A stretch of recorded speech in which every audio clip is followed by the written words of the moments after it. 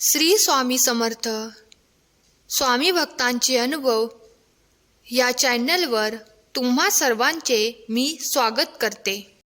स्वामी तुमच्या सर्व चांगल्या इच्छा पूर्ण करोत हीच स्वामींचरणी प्रार्थना। आज मी तुम्हाला अहमदनगरच्या दादांना आलेला स्वामींचा अनुभव त्यांच्या शब्दात सांगणार आहे।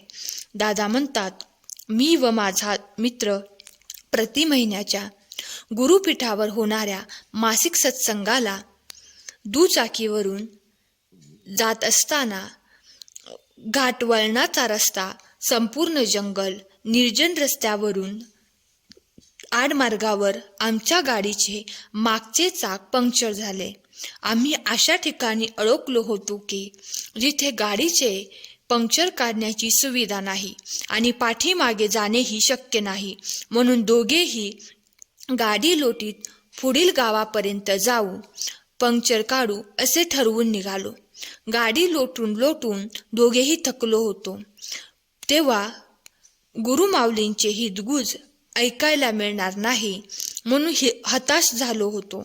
थोड्या अंतरावर रस्त्यात एक ट्रक उभा होता।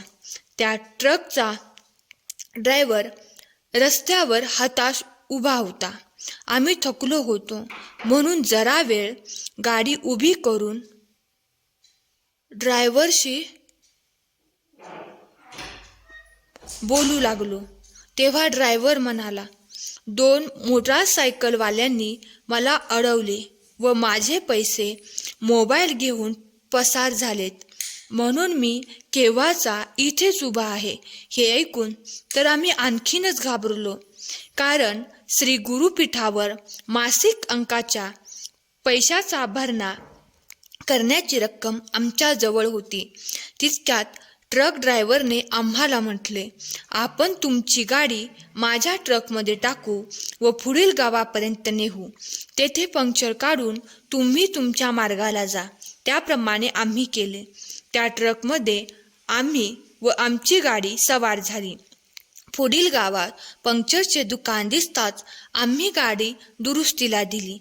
ट्रक ड्रायव्हरने आम्हाला दिलेल्या मदतीचा मोबदला म्हणून 100 रुपये देऊ केले, पण त्याने ते पैसे स्वीकारले नाहीत। खूप आग्रह केला तरीही त्याने मान्य केले नाही। इकडे पंक्चर काढण्याचे काम सुरू होते, तितक्यात ट्रकही सुरू झाला व ती व्यक्ती निघून गेली। काही अंतरावर गेल्यावर तो ट्रक अचानक दिसेनासा झाला। आमची खात्री पटली की मदत करणारी ती व्यक्ती दुसरी तिसरी कोणी नसून प्रत्यक्ष स्वामीच होते। श्री स्वामी समर्थ। आजचा हा अनुभव तुम्हाला कसा वाटला हे कमेंट करून नक्की सांगा।